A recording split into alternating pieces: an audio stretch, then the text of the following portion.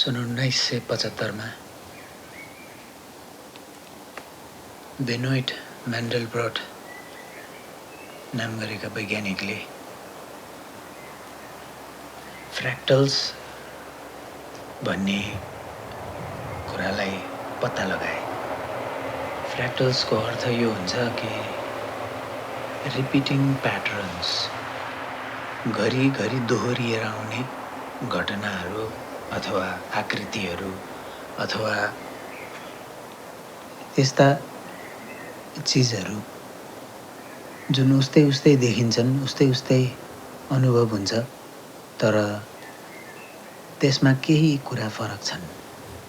प्याटर्नको अर्थ दोहोरिने जस्तो पनि हुन्छ, किनकि हामीले कुनै पनि एउटा बिरुवाको पातहरूलाई, हाँगाहरूलाई हेऱ्यौँ भने उस्तै देखिन्छन् दुई पात, तर कुनै पनि एउटा रुखले उसको जीवनकालमा फेर्ने पातहरू कुनै पनि एकै किसिमका र एउटै हुँदैनन्, फरक छन् पातहरू। प्याटर्न्सहरू बोट बिरुवामा मात्र नभएर हामीले कुनै कुनै जनावरको शरीरमा पनि देख्ने गर्छौँ। जस्तै जेब्रामा धरको लाइनहरू, त्यसपछि टाटेपाटे छिर्के बिर्के खालका रौँहरू हुने, त्यस्ता छालाहरू हुने।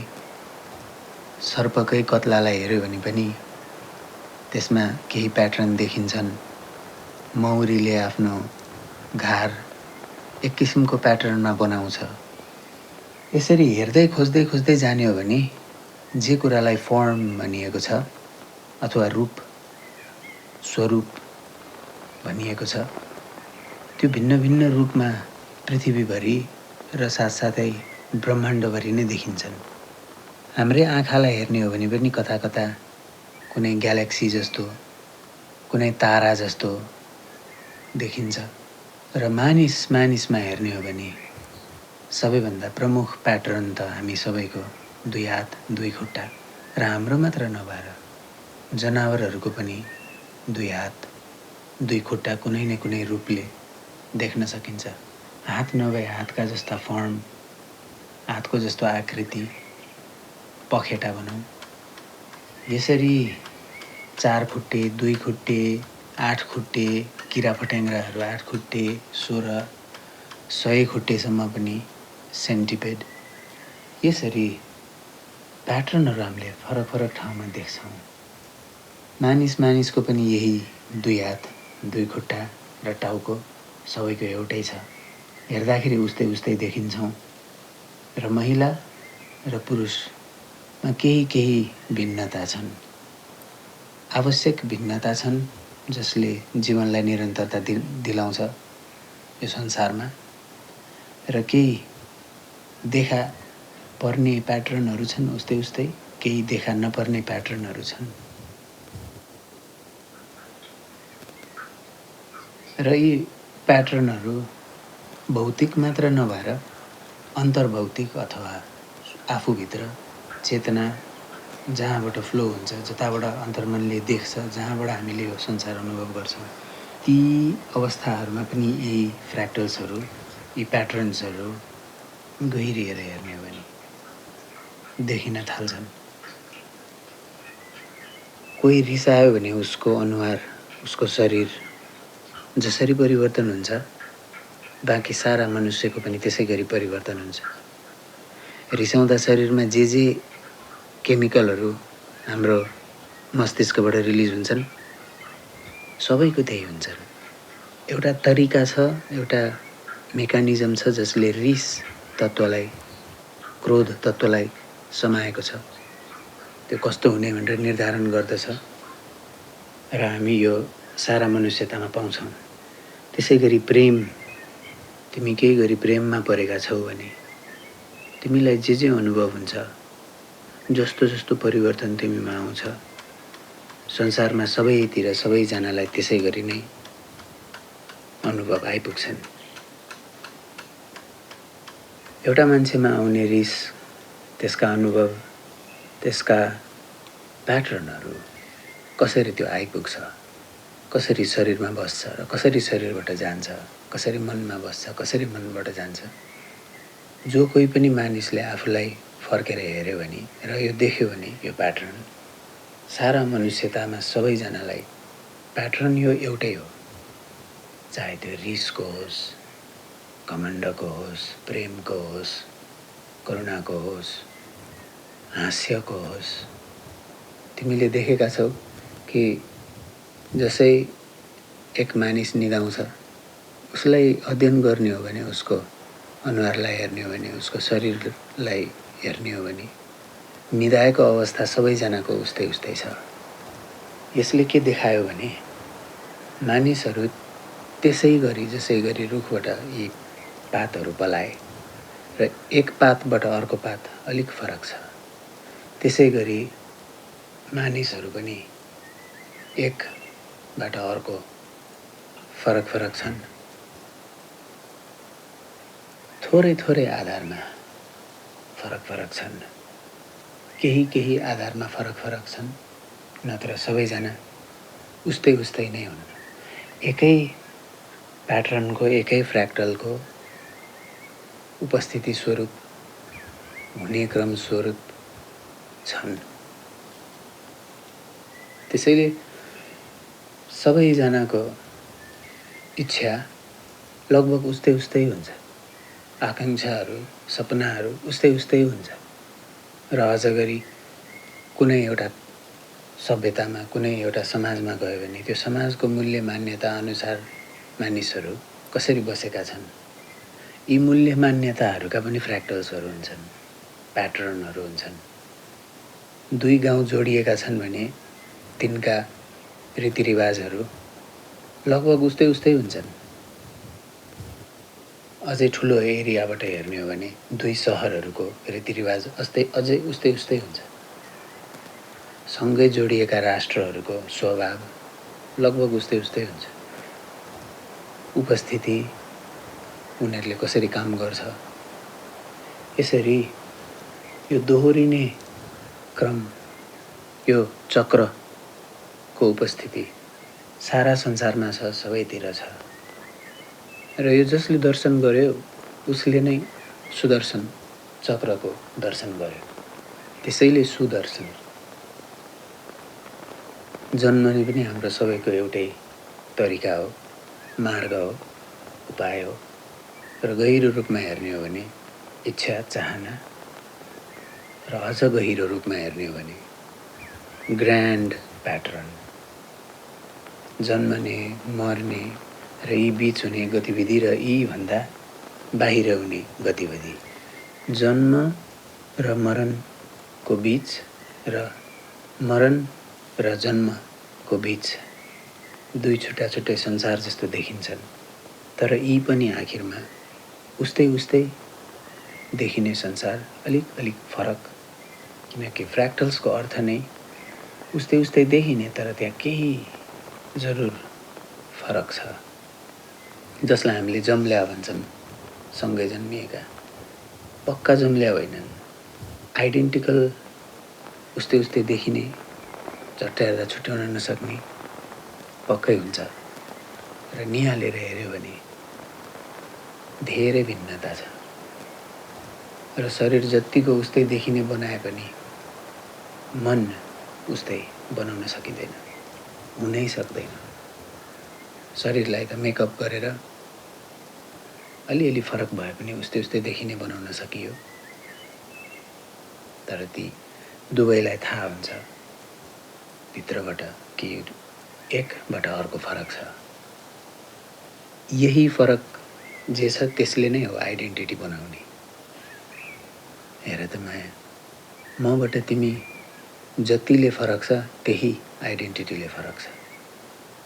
र त्यो आइडेन्टिटीबाट अलिकति भित्र छिरेर हेऱ्यौ भने फेरि अथाह रूपमा उस्तै छ, एउटै छ। त्यसैले प्याटर्न। यसैको दर्शनबाट भगवान बुद्धले सबैजना बुद्ध हुन सक्छन् भन्नुभयो।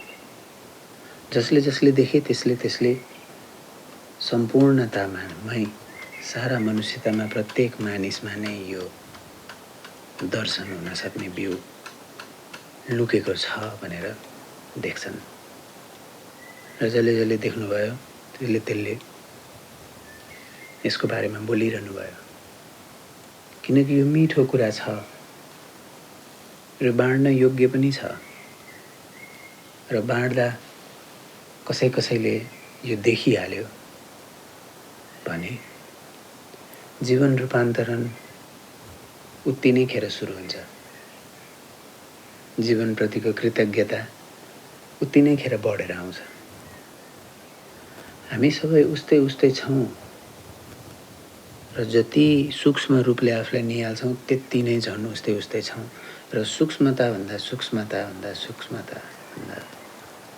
भित्र हुँदै जाँदा यस्तो अवस्था यस्तो अनुभवसम्म पुग्न सकिन्छ जहाँबाट यो प्याटर्न यति अथाह रूपमा देखिन्छ कि सारा सृष्टि नै एकै देख्न गइन्छ। सम्पूर्णता नै एकै देखिन्छ। त्यहाँ के भूतकाल, त्यहाँ के भविष्य, त्यहाँ के सपना, त्यहाँ के आकांक्षा, त्यहाँ के रिस, के डाह, त्यहाँ के लोभ मोह, त्यहाँ सबै छ र पनि सबै छैन र त्यहाँ मात्र रोकिँदैन। त्यहाँबाट त थाहा पाउन सक्ने र थाहा पाउन नसक्ने यो दुई भन्दा अनन्तमा जाने मार्ग खुल्छ। यसले के फाइदा भयो त यो देखेर यो बुझेर? के परिवर्तन आयो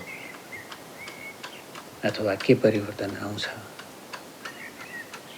त्यसपछि जीवन सरल स्वतः हुन थाल्छ। यो देख्न थालेपछि रिस आउँछ, आफूमा आएको पनि देखिन्छ। त्यसलाई के गर्ने आफ्ना हातमा हुन्छ। त्यसपछि अरू कोही रिसाएर आयो भने त्यसको रियाक्सन आफूबाट अत्त उठिहाल्दैन। आफू शान्त नै हुन सकिन्छ, प्रेममा हुन सकिन्छ। र रिसले कति दुखाउँछ आफूलाई, पोल्छ मन, शरीर, पेट। त अरू कोही रिसाएर आयो भने उसमा भएको यो दुखाइ पनि बोध गर्न सकिन्छ। त्यसपछि त झन् दया पो लाग्छ, माया पो लाग्छ। र रिसायो मात्र भने होइन, बिरायो भने पनि ठ्याक्कै एउटा बच्चाको लागि आमाको माया जस्तै। र एउटा बच्चाको लागि आमाको माया मानिसमा मात्र होइन, जनावरहरूमा पनि उस्तै हुन्छ। मैले एउटा भिडियो हेर्दै थिएँ जहाँ भर्खरै ब्याएको बिरालीले हाँसका बच्चाहरू जसको आमा छैन, त्यो हाँसका बच्चाहरूलाई नजिक ल्याएर आफू सँगसँगै आफ्नै बच्चा सरह राखिन्, अँगालिन्। र केही समयपछि, केही दिनपछि ती हाँसका बच्चाहरूले ती बिरालीबाट स्तनपान पनि गर्न लागे। तर प्रकृतिमा छैन, हाँसले स्तनपान गर्दैन। हाँस जन्मिए पछाडि खान नै सिक्छ बाहिरैबाट। तर ती हाँसका बच्चाहरू स्तनपान गर्दै थिए। करुणाले यसरी रूप लिन्छ। त्यो आमा बिरालीले त्यो हाँसको बच्चालाई खान पनि सक्थिन्। तर अचम्म भयो, मदरहुड झल्कियो, मातृशक्ति झल्कियो। त्यसको झलक मात्रै हो, मानिसमा मात्र छैन, सारा प्राणमा छ। यो सिमलको भुवाले उड्नमा, हावा चल्दाखेरि रुखबाट छुट्टिएर उड्नमा, बिउलाई अर्को ठाउँमा कतै पर लगेर सार्नमा सहयोग पुर्याउँछ। त्यो रुखको त्यति क्षमता, त्यति इन्टेलिजेन्सको कारणले त्यो बिउ रुखकै ठ्याक्क तल झऱ्यो भने उम्रिन सक्दैन राम्ररी, किनकि रुखको छाया ठुलो छ, जरा ठुला ठुला छन्, नयाँ रुख त्यहीँ उम्रिन गाह्रो पर्न सक्छ। त्यसैले यस्तो व्यवस्था गरिदिने मातृशक्तिले कि ती बिउहरू सबैमा भुवा बसाइदिन्, जसका कारण अब हावा चल्छ, भुवा छुट्टिन्छ र उड्छ र कोसौँ पर कुनै ठाउँमा गएर जीवनलाई निरन्तरता दिन्छ। मातृशक्तिले यसरी धेरै धेरै रूप लिएर उपस्थिति जनाउँछिन्। अब आँखाले देख्न सकिँदैन, तर हृदयले यो बोध गर्न सकिन्छ, चेतनाले यो बोध गर्न सकिन्छ। त्यसैले हामी सबै एकै छौँ माया। एक मान्छे चिनेपछि लगभग सबै मान्छे चिनियो। गुरुहरू भन्नुहुन्छ, एक स्त्रीलाई चिनेपछि सारा स्त्रीलाई चिनियो र एक पुरुषलाई चिनिएपछि सारा पुरुषलाई चिनियो। आफ्नो रिसलाई निहालौँ, आफ्नो प्रेमलाई निहालौँ, आफ्ना इच्छाहरूलाई निहालौँ, सपनाहरूलाई निहालौँ, किनकि निहाल्ने मात्रै एक मार्ग कहिले टुट्दैन। बाँकी सबै मार्गहरू छुट्दै छुट्दै जान्छन्, बाँकी सबै कुराहरू छुट्दै छुट्दै जान्छन्, निहाल्ने कुरा मात्र छुट्दैन। त्यसैले परमात्माले प्रतिपल निहालिरहनुहुन्छ भन्छन्। कहिले तिम्रा आँखाबाट तिमी भएर निहालिरहेछ, कहिले अरूको आँखाबाट अरू भएर निहालिरहेछ। तिम्रा आँखाबाट तिमी बनेर उसको आँखाबाट ऊ बनेर, उसको आँखाबाट ऊ बनेर हरेक मानिसबाट निहाल्ने क्रम, बोध गर्ने क्रम, प्रेम गर्ने क्रम, घृणा गर्ने क्रम, सपना देख्ने, निदाउने, बेहोस हुने, जाग्ने, नाच्ने, गाउने सबै क्रियाकलापहरू उनकै उपस्थितिमा भइरहेको छ। र फ्र्याक्टल्सले पनि त्यही देखायो। चाहे मनभित्रबाट गहिरोमा प्रवेश गरेर भित्री संसारको अथाहलाई हेर्दै जाउँ, चाहे मनबाट बाहिर यो संसारतर्फबाट यो भौतिक संसारको विस्तारलाई निहाल्दै जाउँ, जता जता आफ्नो चेतनालाई पसारे पनि रिजल्ट उस्तै उस्तै देखियो, किनकि उनैको फैलाव छ, उनी नै छन् र जे छन् त्यही नै भगवान हुन्, परमात्मा हुन्, त्यही नै उपस्थिति हुन् र तिनैको प्याटर्न हो। आजलाई यति नै।